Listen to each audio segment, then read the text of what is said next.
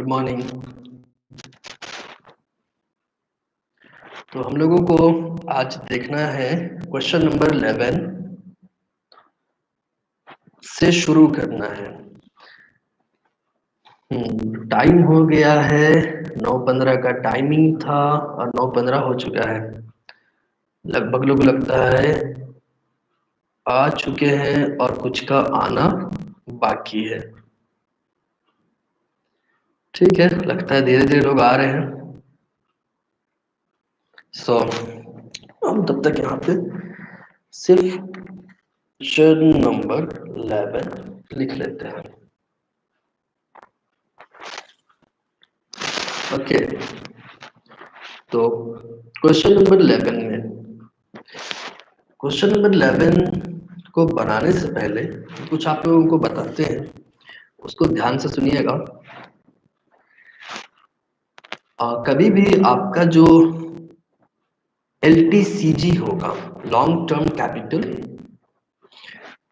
उस पैसा से अगर आप रेसिडेंशियल होम परचेज करते हैं, यानी कि रहने के लिए अगर आप घर परचेज करते हैं, तो अगर आप LTCG का पूरा पैसा यूज कर लेते हैं, यानी कि मान लीजिए 10 लाख रुपया का आपका लॉन्ग टर्म कैपिटल गेन हुआ है और उस 10 लाख रुपया का पूरा 10 लाख का आप रहने के लिए घर ले लेते हैं, तो पूरा 10 लाख का आपको एग्जम्पशन या डिडक्शन मिल जाएगा।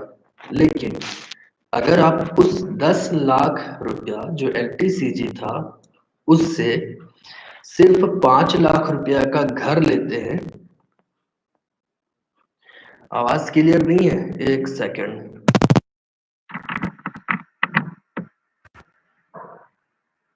अभी आवाज ठीक है क्या?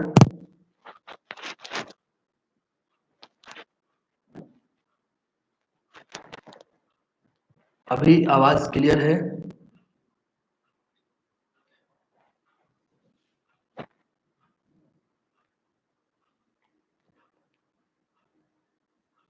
अभी भी क्लियर नहीं है?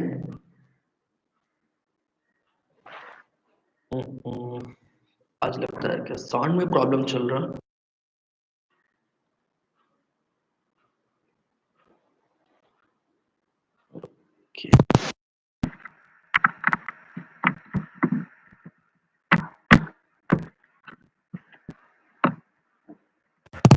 ओके, आवाज थोड़ा सा क्लियर नहीं आ रहा होगा, बट अभी शायद आवाज थोड़ा सा मेरा लॉड हो जा रहा होगा।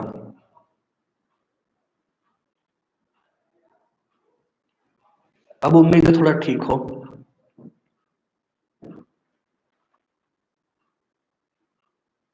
साउंड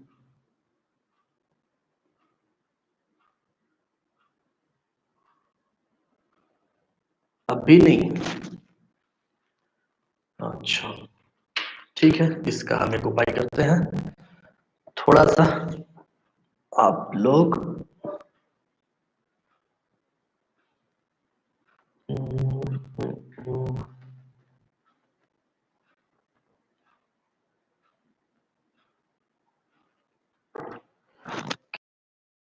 बटन सेट कर लेते हैं। एक सेकंड, थोड़ा लगता है कहीं पे सेटिंग गड़बड़ हो गया है।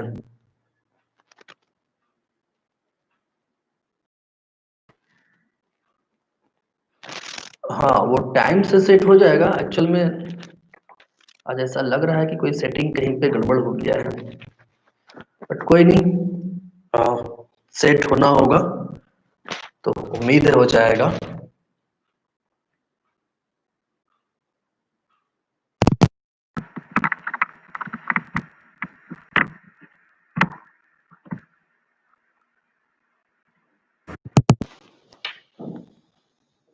ठीक है, सो क्वेश्चन नंबर 3 इंफॉर्मेशन ये है, आप लोगों को हम बता रहे थे कि अगर LTCG से आप पूरा अमाउंट को खर्च कर दे रहे हैं कोई रेसिडेंशियल हाउस के लिए, तो पूरा का पूरा रकम का छूट है। और अगर उससे कुछ कम रकम का आप खरीदते हैं तो वहां पे एक रेशियो के अकॉर्डिंग आपको छूट मिलेगा। वो रेशियो क्या है उसको हम लोग देखेंगे, बट पहले क्वेश्चन नंबर 11 को देखते हैं। इसी में वो रेशियो है, उसको भी आप लोगों को सिखा देंगे। इतना साउंड में चलेगा ना?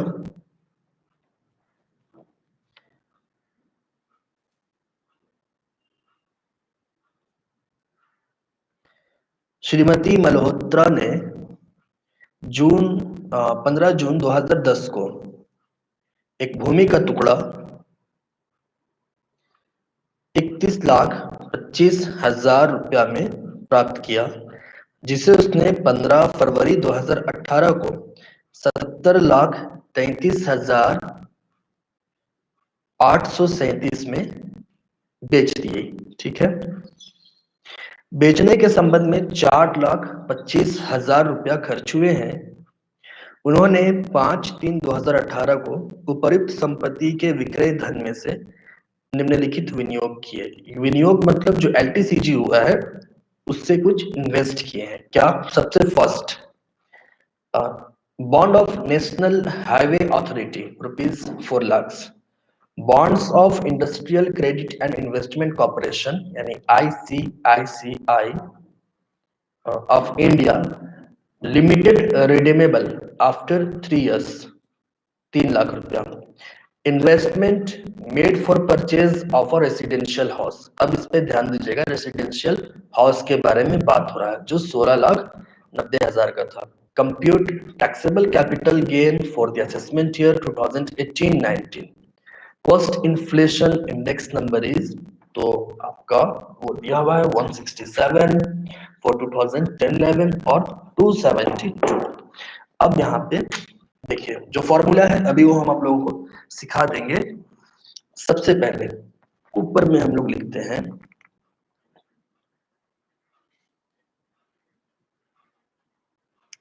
Computation of taxable capital gain for the assessment year 2018-19।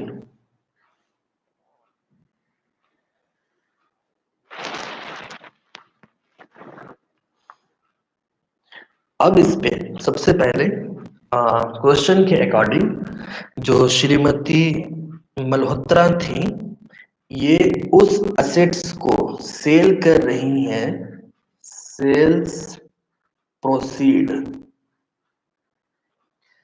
Assets को सेल की थी 77,0837 में, और इस सेल से रिलेटेड एक था एक्सपेंसेस था, वो एक्सपेंसेस था 4,25,000 का।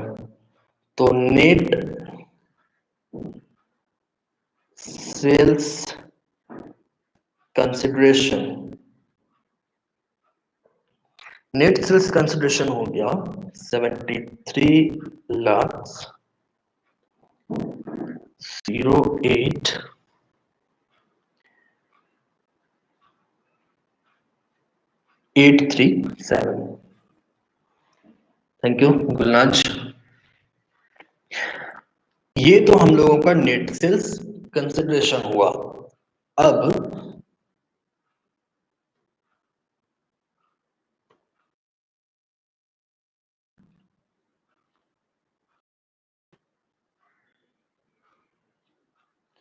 फर्स्ट लाइन है computation of taxable capital gain for the assessment year 2018-19। Net sales consideration हम लोगों का हुआ है 73,08,887। अब इस पे हम लोग लेस करते हैं of acquisition index cost of. So कितना में ये घर ली थी वो 15 जून 2010 को 31,25,000 रुपया में घर को वो ली थी। तो करंट ईयर का इंडेक्स है 272 और 2010-11 का इंडेक्स है 167। इसको थोड़ा कैलकुलेट करके बताइए।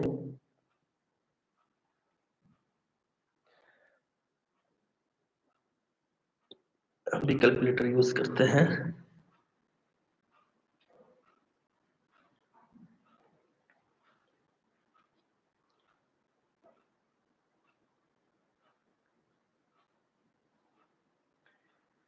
फिफ्टी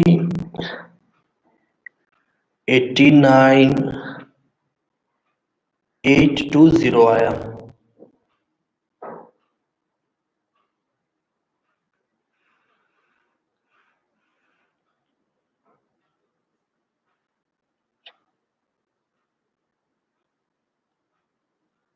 अब क्लियर दिख रहा है ना प्रतिष्ठा? Thank you. 25,89,820 और घर लिया गया था 2010 में, जून 2010 में। तो असेसमेंट ईयर 10 और 11 में आ जाता है। और कोई भी खर्च ये उससे पहले नहीं की थी, इसलिए हम लोग 73,08,837 में 50,89,820 को लेस कर दीजिए। तो लेस करने के बाद आएगा 22,19,017। ये होगा long term capital gain, LTCG। Okay, अब इस LTCG में कुछ डिडक्शंस देने हैं। लेस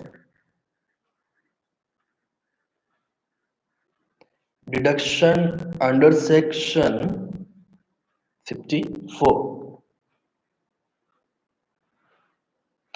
अब इस पे देखिए कि डिडक्शंस हम लोगों को जो देना है वो किन किन चीज पे देना है। सबसे पहले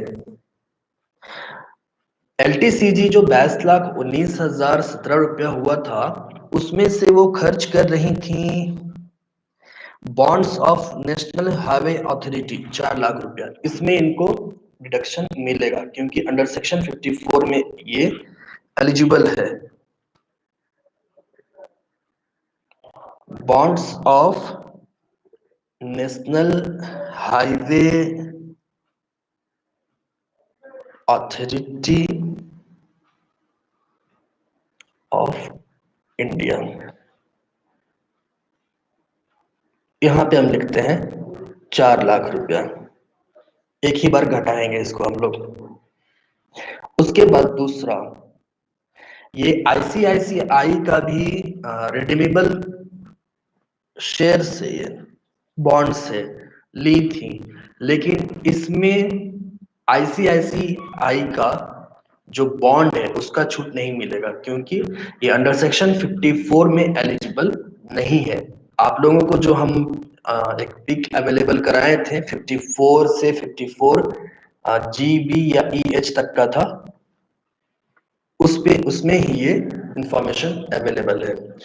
तो सेकंड जो है उसका छूट इसको यहाँ पे डिडक्शन नहीं मिलेगा। बट थर्ड जो रेसिडेंशियल हाउस है,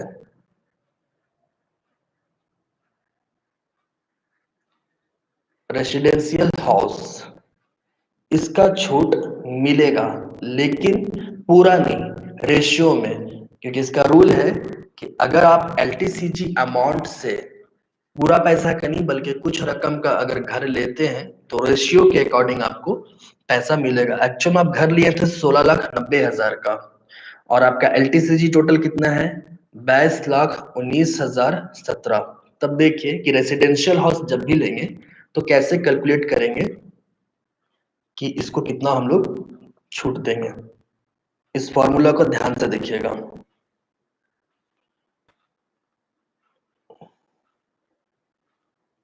फॉर्मूला है LTCG, long term capital gain, into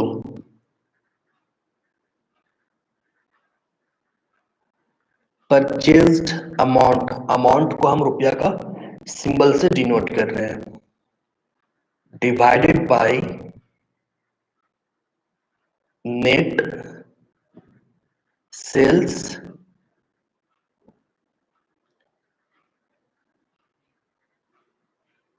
consideration.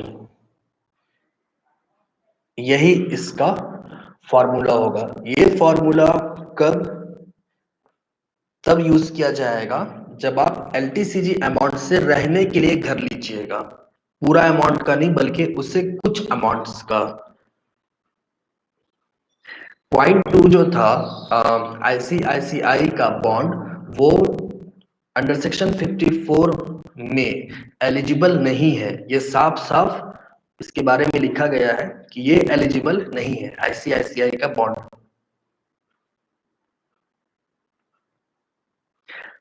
NHAI का बॉन्ड एलिजिबल है बट ICICI का नहीं है।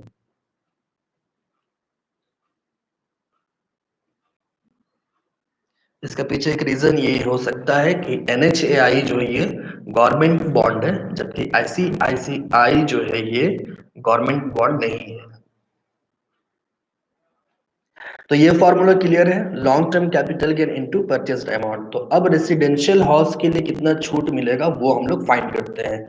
लॉन्ग टर्म कैपिटल गेन हम लोग कितना किए थे, 22,19,017। घर कितना का परचेज कर रहे थे रहने के लिए, 16,90,000 divided by net sales consideration है।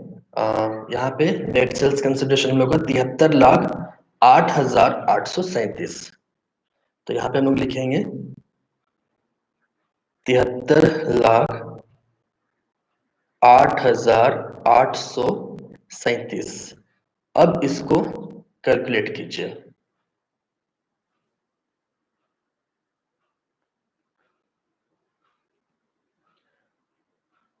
$22,19,017 इंटू 16,90,000 डिवाइडेड बाय 73,08,837 किन्हीं का आ गया, बताइए कितना आ रहा।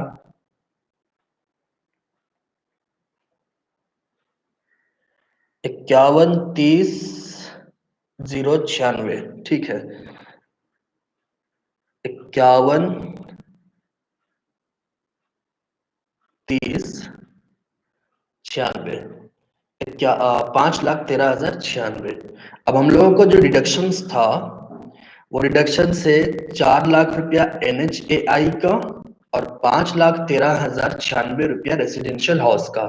तो ये टोटल डिडक्शन हम लोग कितना मिलने वाला है, 9,13,096। अब 22,19,017 में 9,13,096 को लेस कर दीजिए, तो टोटल हम लोगों का जो आना है बताइए कितना आएगा।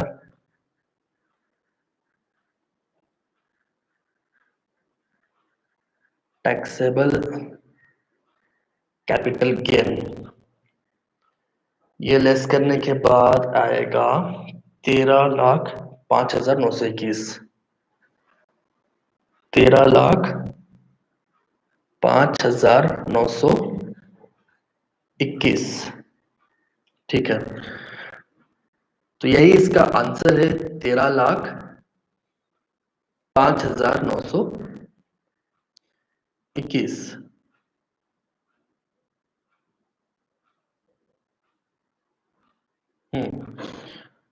तो हम लोग क्या क्या किए इसमें उसको ध्यान से देखिए।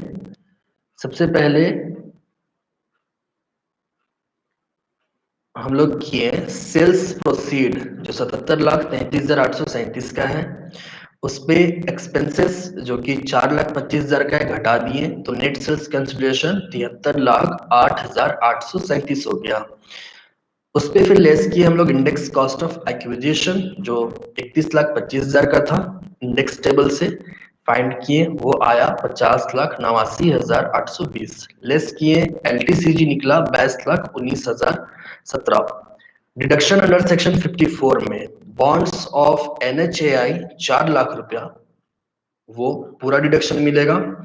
आईसीआईसीआई का बॉन्ड पे डिडक्शंस नहीं मिलता है, ये रूल है।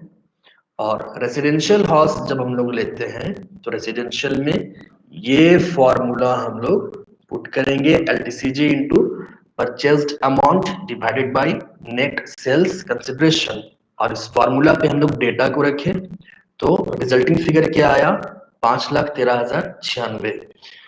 4 लाख रुपया और 5,13,096 ऐड किए तो 9,13,096 आ गया। 22,19,017 रुपया में 9,13,096 को लेस किए तो टैक्सेबल कैपिटल गेन हम लोगों का हुआ है 13,05,921 रुपया।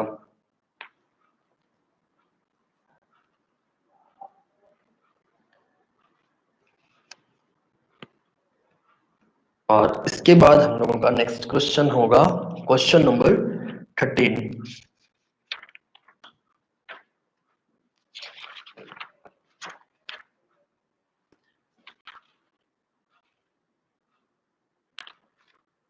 सेवन नंबर का तो क्लास वीडियो को रिपीट करके देख लीजिएगा, समझ में आ जाएगा।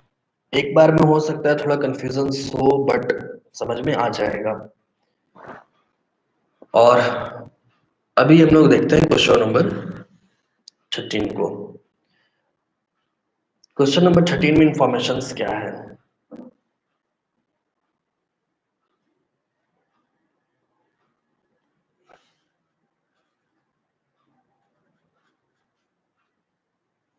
सो क्वेश्चन नंबर 12 इसलिए छोड़े कि वो बड़ा है, और इस तरह से बड़ा क्वेश्चंस एग्जाम में एक्चुअल में आएगा नहीं आप लोगों का सीखने के लिए। बाकी आप लोग जब क्लासेस कंटिन्यू कर लीजिएगा कॉलेजेस में, ट्यूशंस में, तो ये 12 बना लीजिएगा अपने सर से पूछकर, क्योंकि ये बड़ा है, इसमें तकरीबन आधा घंटा ऐसे ही निकल जाएगा आप समझाते हैं। तो छोटा क्वेश्चंस जो है, जो इम्पोर्टेंट भी है, उसको हम लोग सॉल्व करते हैं। क्योंकि हम कल ही बताए थे कि 40 मिनट में एक क्वेश्चन सॉल्व करने से बेटर है कि 40 मिनट में 3 इंपॉर्टेंट क्वेश्चन सॉल्व कर लिया जाए। 13 नंबर के इंफॉर्मेशन देखिए। Doctor Ramesh Mangal sold his self occupied house property for 8 lakh. 8 lakh में वो अपना घर बेच रहे हैं। On 15 September 2017 which was purchased by him in Bhopal in 1990 for 1,50,000। आप लोगों को हम बताए थे कि 2001 अप्रैल 2001 से पहले जो भी आप एसेट्स खरीदते हैं उसका कोई वैल्यू नहीं रह जाता है कि आप कितना में खरीदे हैं। वैल्यू इसका रहता है कि 1 अप्रैल 2001 को उसका वैल्यू कितना था। तो ये है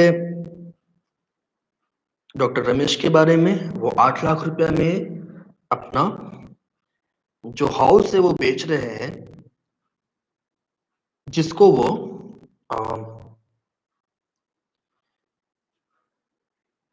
भोपाल में 1,50,000 में खरीदे थे। This house was valued for 23,75,500 for stamp duty purpose. Its fair market value on 1st April 2001 and 2 was 4,75,000.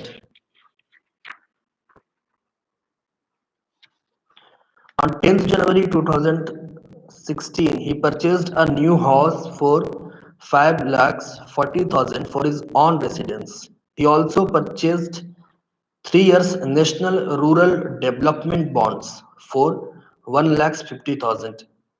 and units of Unit Trust of India for 60,000 on 10th March 2018. Compute his taxable income from capital gain. थोड़ा हिंदी में आप लोगों को हम समझाते हैं। Doctor Ramesh मंगल जो हैं वो अपने स्वयं को रहने के घर को जो वो भोपाल में 1990 में परचेज किए थे 1,50,000 रुपया में। 15 सितंबर 2017 को 8 लाख रुपया में वो बेच दिए। इस तिथि पर स्टाम्प ड्यूटी के लिए मकान का मूल्यांकन 23,75,500 पर किया गया। तो एक चीज ये ध्यान रखिएगा, स्टाम्प वैल्यूएशन के लिए, स्टाम्प ड्यूटी के लिए जो रेट लगाया जाएगा ना, टैक्सेबल इनकम उसी से कैलकुलेट होगा। यहाँ पे जो आप लोग देख रहे थे क्वेश्चन में कि 8 लाख रुपया में वो बेचे हैं, सेल्स प्रोसीड अब वो 8 लाख नहीं होकर के सेल्स प्रोसीड जो है वो 23,75,500 होगा।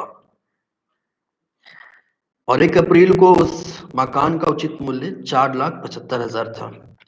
10 जनवरी 2016 को उन्होंने अपने रहने के लिए एक नया मकान 5,40,000 रुपया में खरीदा है। तो चलिए इसको हम लोग देखते हैं। सबसे पहले सेल्स कंसिडरेशन।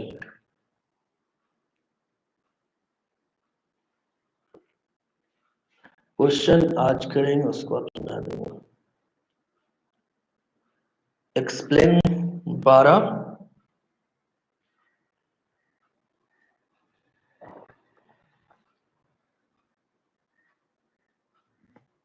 क्वेश्चन नंबर 12 को एक्सप्लेन हम कर देंगे।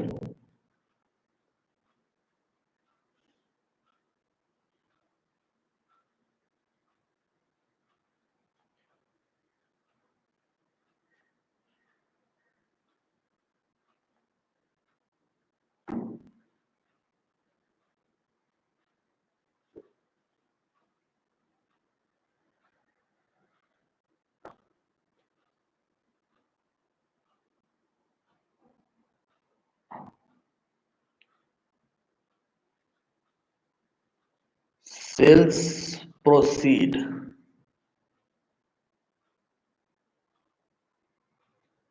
ठीक है,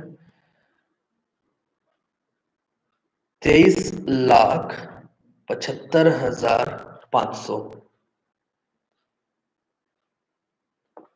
ठीक है। सेल्स प्रोसीड जो है वो 23,75,500।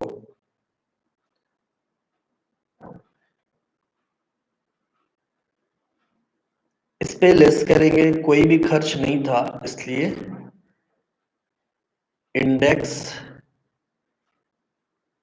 Cost of acquisition, index cost of acquisition में 1 अप्रैल को इसका फेयर वैल्यू कितना था एसेट्स का? 4,75,000 इंटू 272 डिवाइडेड बाई 100। 272 आपका करंट ईयर का है, ये थोड़ा सा नहीं दिख रहा होगा आप लोगों को। इसको सॉल्व कीजिए थोड़ा।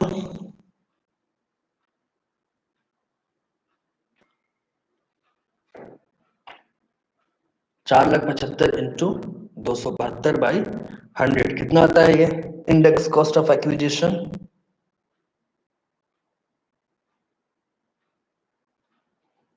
मेरे कैलकुलेशन में आ रहा है 12,92,000। 12,92,000 लेस करने पर LTCG कितना होगा? अब 23,75,500 में 12,92,000 रुपया को लेस कीजिए।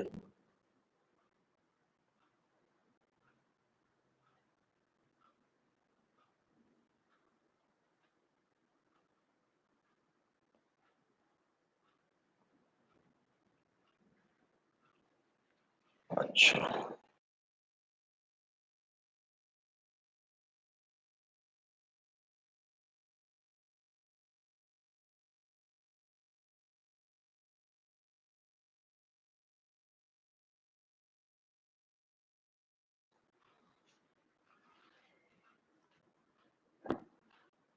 ₹10,83,500।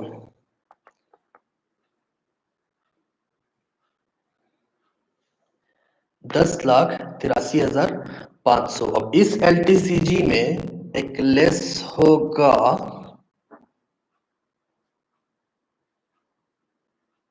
Deduction under section 54। कितने का घर था?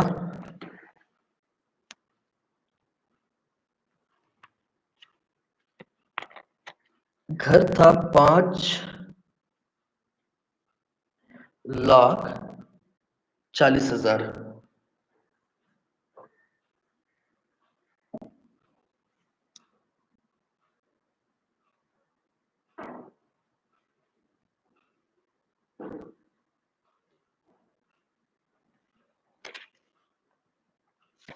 लेस कर दीजिए 10,83,500 में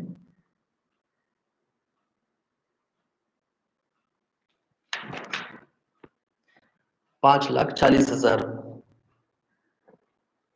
तो ये लेस करने के बाद 5,43,500 यही है टैक्सेबल कैपिटल गेन।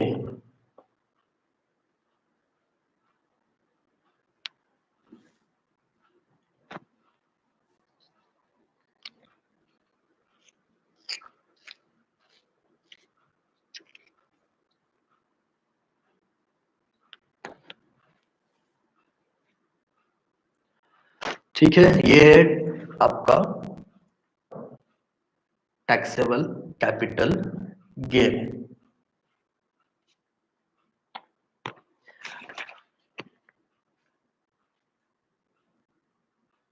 अब आप लोगों को ये, हाँ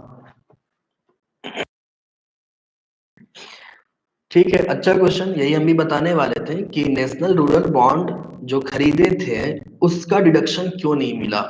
एक चीज नहीं, दो चीज था। एक तो आपका deduction, sorry, national rural bond था, हाँ नेशनल रूरल डेवलपमेंट बॉन्ड्स था, और unit trust of India for 60,000 था। तो इसको ध्यान रखिएगा कि राष्ट्रीय ग्रामीण विकास बॉन्ड और जो UTI है इसका ये जो बॉन्ड्स का जो एग्जम्पशन है ये कैपिटल गेन में नहीं आता है। ठीक है, इसमें आप जो परचेज किए हैं ये कैपिटल गेन के अंडर में ये कैलकुलेट नहीं होता है। यहाँ पे इसका एग्जम्पशन नहीं मिलेगा। इनकम फ्रॉम अदर सोर्सेस में जब आप जाएंगे तो इसका कैलकुलेशन वहां पे होगा। इन बॉन्ड्स का कैलकुलेशन वहां पे होगा कि अगर आप अपना इनकम में से कुछ खर्च करते हैं या कुछ बॉन्ड्स लेते हैं तो कितना छूट मिलेगा। इसका एग्जम्पशन यहाँ पे नहीं होता है। एक्चुअल में इसको बेटर समझने के लिए जब इनकम फ्रॉम अदर सोर्सेस का जो चैप्टर है वो पढ़ेंगे तो ज्यादा बेटर समझ में आ जाएगा। एक्चुअल में होता क्या है कि इनकम के जो सोर्सेस है ना, या कैलकुलेशन के जो हेड्स है, salary, income from business profession, income from house property, capital gain, other source, ये एक दूसरे से लिंक है। तो पूरा कंसेप्ट आपका तभी क्लियर हो पाएगा जब आप पांचों हेड्स को पढ़ लिए होंगे। अभी एक हेड में है इसलिए आप लोगों को लग रहा होगा कि कैसे, ऐसा कैसे हो रहा है कि नेशनल रूरल बॉन्ड को यहाँ पे नहीं ले रहे हैं, वहां पे कैसे लेंगे। तो इसका कंसेप्ट एक्चुअल में तब क्लियर हो पाएगा जब आप income from other sources chapter पढ़ लीजिएगा। ये यहाँ पे अभी हम कई बार भी रिपीट करें तो बस एक रटा रटाया माइंड में आ जाएगा कि नहीं लेना है। बट क्यों नहीं लेना है ये आपको रेफरेंस के साथ इनकम फ्रॉम अदर सोर्सेस में पता चलेगा कि क्यों नहीं लेना है। तो इसको ध्यान रखिएगा कि नेशनल रूरल डेवलपमेंट बॉन्ड्स 1,50,000 और यूनिट ट्रस्ट ऑफ इंडिया 60,000, ये दो चीज का यहाँ पे एग्जम्पशन नहीं आएगा। वैसा स्पेसिफिक लिस्ट तो नहीं था एक्चुअल में, शिफा बुक में ही पॉइंट वाइज करके ये सब दिया हुआ है। तो अगर आप लोगों के पास बुक होता ना तो ज्यादा बेटर होता। वहां पे 2-3 पेज में करके ये पूरा डिफाइन किया हुआ है, 2-3 पेज में।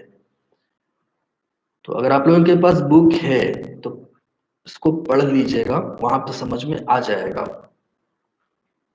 बहुत ज्यादा हार्ड नहीं है, बहुत आसान है, बट पढ़ने के ऊपर है कि आप लोग उसको कितना रीड करते हैं। इनकम टैक्स ना ये प्रैक्टिकली नहीं है, अभी जैसे ये बना लिए, ये तो रट लीजिएगा तो समझ में आ जाएगा कि हाँ ऐसे करना है।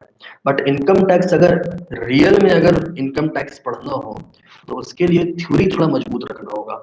थ्योरी के लिए क्या है कि बुक आपको पढ़ना पड़ेगा, ठीक है। तो बुक पढ़िएगा तभी समझ में आएगा ये सब, क्योंकि इनकम टैक्स एक इतना बड़ा क्षेत्र है इसका कि ये एक क्वेश्चन में अभी क्लियर नहीं होने जा रहा है। ये जो देखे ना, अब इसमें कितना कंसेप्ट निकल के बाहर आएगा। ये भले आंसर आपका आ गया 1 2 3 4 5 लाइन में, बट ये 5 लाइन नहीं है। अगर थ्योरेटिकल जाइएगा तो कई पेज इसमें आपको डील करने में समझने के लिए। तो इनकम टैक्स एक्चुअल में थ्योरी पर ही बेस्ड होता है। आप इनकम टैक्स के लिए आपका थ्योरी कितना मजबूत है ये डिपेंड करता है। अगर रूल्स आपको मजबूत है, जानते हैं, कोई इश्यू नहीं है। तो अगर बुक है तो थोड़ा रीड किया कीजिए, सिर्फ ये न्यूमेरिकल सी बनाने से नहीं चलेगा। अगर आगे इनकम टैक्स के क्षेत्र में आपको जाना है तो कोशिश कीजिए थ्योरेटिकल्स पार्ट भी बढ़िया से पढ़ने का। बहुत सारा चीज उसमें न्यू न्यू पता चलता है।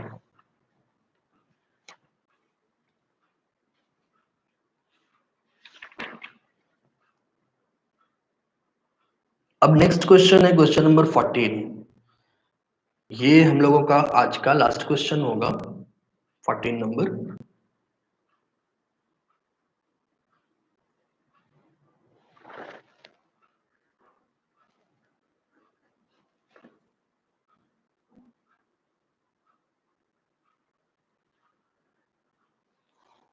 फोर्टीन इंफॉर्मेशन है, mister Awadhesh purchased a residential property in 1994 for 60,000। ठीक है, 1994 में 60,000 रुपया का वो घर लिए थे। 1996 में वो रिमॉडल्ड किए प्रॉपर्टी को और उसमें 20,000 रुपया खर्च किए। इस खर्च से भी कोई मैटर नहीं, क्योंकि ये 1 अप्रैल 1 से पहले का है। अ portion of this house was let out on a rent of 500 per month. ठीक है, रेंट पे दिए हुए हैं। In 2007, he concluded an agreement to sell the property to Biswas for 92,000. But the sale could not go through since Biswas did not pay the consideration by the time fixed. Mr. Adesh therefore forfeited the advance of 7,500 received from Biswas in 2007. Mr. Adesh spent a further sum of 45,500 to construct an additional room on the second floor in January 2012. The entire property was sold for 17 lakhs 33,825 on 30 June 2017, paying brokerage 2%. Fair market value of the property as on 1/4/2012 was 96,000। देखिए, इस question को अगर हम rapidly थोड़ा deal कर रहे हैं तो इसमें ये है कि मिस्टर अवधेश जो है वो एक मकान लिए थे 1994 में। कितना में लिए थे, अब कोई मैटर नहीं, थैंक यू। कितना में लिए थे इससे मैटर नहीं है, और 2001 से पहले कितना खर्च किए थे इससे भी मैटर नहीं करता है। वो मकान का एक भाग को 500 रुपया प्रति माह किराए पर उठाते हैं, तो किराया से कितना इनकम हो रहा है वो भी यहाँ पे मैटर नहीं करेगा, क्योंकि इसका कैलकुलेशन हम लोग इनकम फ्रॉम हाउस प्रॉपर्टी में करेंगे। 2007 में 92,000 में विश्वास को संपत्ति विक्रय करने का एक एग्रीमेंट हुआ, लेकिन वो सेल नहीं हो पाया, और विश्वास से जो 7,500 रुपया एडवांस में मिला था, अवधेश उस पैसा को रख लेता है, यानी फॉरफिट कर लेता है। आप लोग के लैंग्वेज में बोलिए तो ढांप देता है या रख लेता है, या हम लोग के नॉर्मल लैंग्वेज में ढांप देता है। भुगतान को जब्त कर लिया, तो अब जब वो पैसा रख लिया तो वो भी तो इनकम नहीं है ना, तो उसका भी कैलकुलेशन यहाँ पे नहीं होगा। मिस्टर अवधेश ने जनवरी 2012 जिसका इंडेक्स है 184, 45,500 की अतिरिक्त राशि लगाकर द्वितीय मंजिल पर एक अतिरिक्त कमरा बनवाया। ठीक है, तो यहाँ पे आपका कंस्ट्रक्शन हुआ है, तो इंडेक्स कॉस्ट ऑफ कंस्ट्रक्शन हम लोग या इम्प्रूवमेंट निकालेंगे, फाइंड करेंगे।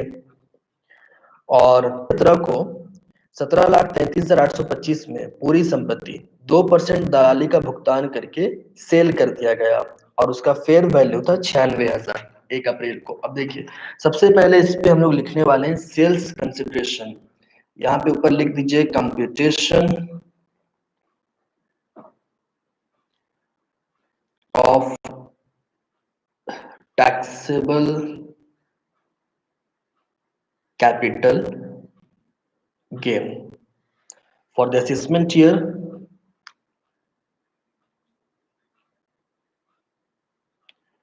2018-19। ये आप लोग लिख सकते हैं, इसलिए हम थोड़ा इसको स्पीड में लिख दिए। सेल्स प्रोसीड, सेल्स प्रोसीड हुआ था 17,33,825 में, और इस पे दलाली दिया गया था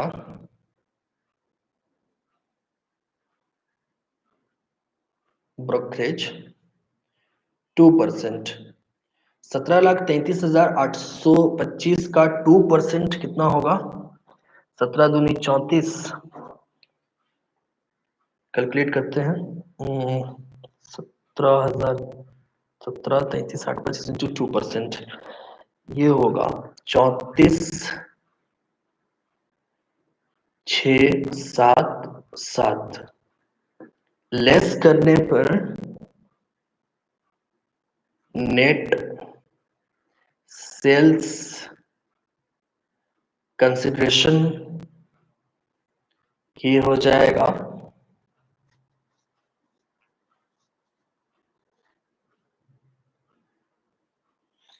16,99,148।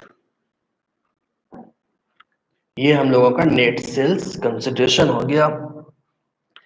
अब इस पे हम लोग लेस करेंगे index cost of acquisition. Index cost of acquisition, घर का फेयर वैल्यू था 1 अप्रैल को 96,000 रुपया, 96,000, और करंट ईयर का इंडेक्स नंबर है 272 और ये है 100। इसको डिवाइड किया जाए और मल्टीप्लाई किया जाए तो कितना आएगा? 96,000 इंटू 272 बटा 100।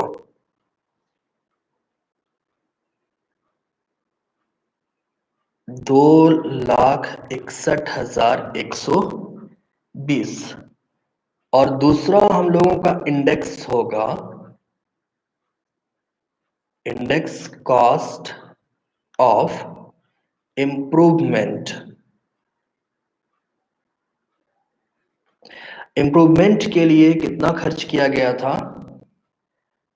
ये टोटल 45,500 रुपया खर्च कर रहे थे। करंट ईयर का 272, और जिस साल खर्च किए थे 2007 में,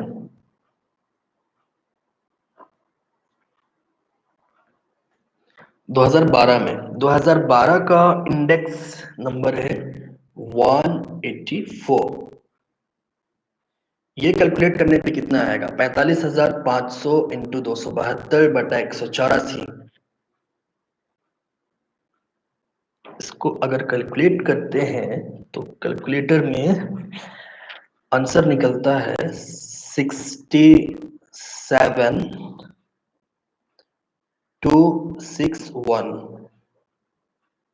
और अब इंडेक्स कॉस्ट ऑफ एक्विजिशन का 2,61,120 और इंडेक्स कॉस्ट ऑफ इम्प्रूवमेंट का 67,261, टोटल को अगर जोड़ करके हम लोग यहाँ पे लिखें तो ये होगा 3,28,381 और 16,99,148 में 3,28,381 को लेस कर देंगे तो टैक्सेबल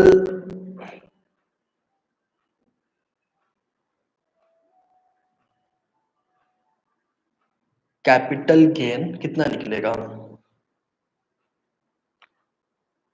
13,70,767 यही है इसका आंसर।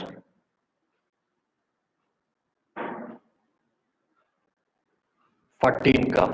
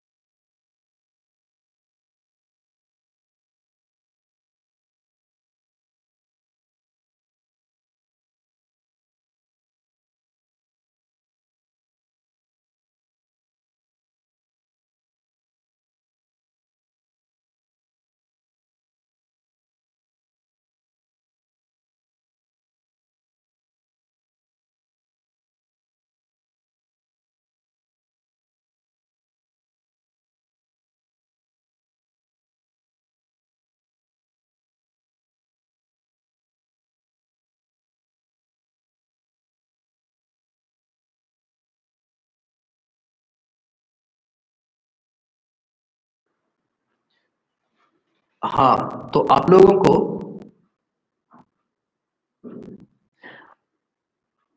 हाँ नोट्स देखिए, नोट्स में यहाँ पे कुछ लिखा हुआ नहीं है, टैक्सेबल कैपिटल गेन है और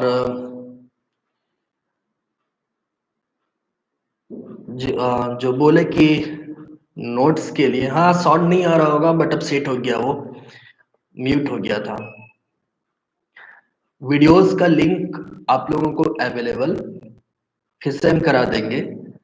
क्वेश्चंस तो ग्रुप में डाला हुआ था ही। हम लोगों का क्वेश्चन नंबर 9, 10, 12 ये सब छूट रहा, तो ये सब एक्सप्लेनेशन के लिए कोई अलग से क्लास रखेंगे, उस पर एक्सप्लेन कर देंगे, क्योंकि इसको एक्सप्लेन करने में ही हमको लगता है कि 10 मिनट जैसा टाइम लगेगा समझाने में। तो आज के लिए इतना ही, फिर हम लोग नेक्स्ट क्लास में आगे बढ़ते हैं।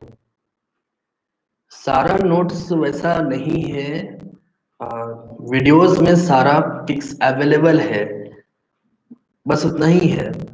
इससे पहले कोई नोट्स हम कराए नहीं है, एक वीडियो था इंट्रोडक्शन का, उससे चाहे तो नोट्स कर सकते हैं, वो हिंदी में है।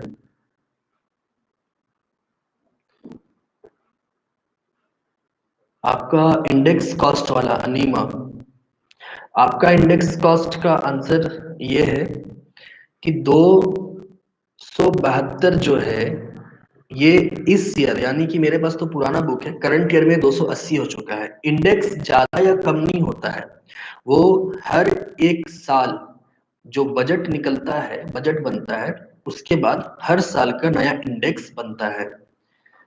तो सबसे ज्यादा इंडेक्स नंबर करंट ईयर का ही होगा हमेशा ही, और जो पीछे ईयर गुजरते जाते हैं उनका इंडेक्स नंबर फिक्स्ड हो जाता है। इससे महंगाई कितना बढ़ा है ये फाइंड करना आसान होता है, इसलिए इंडेक्स नंबर से एक्चुअल में इसी चीज को फाइंड किया जाता है।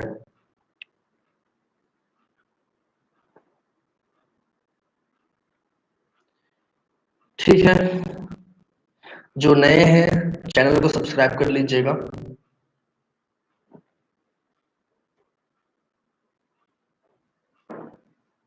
आज के लिए इतना ही, बाय।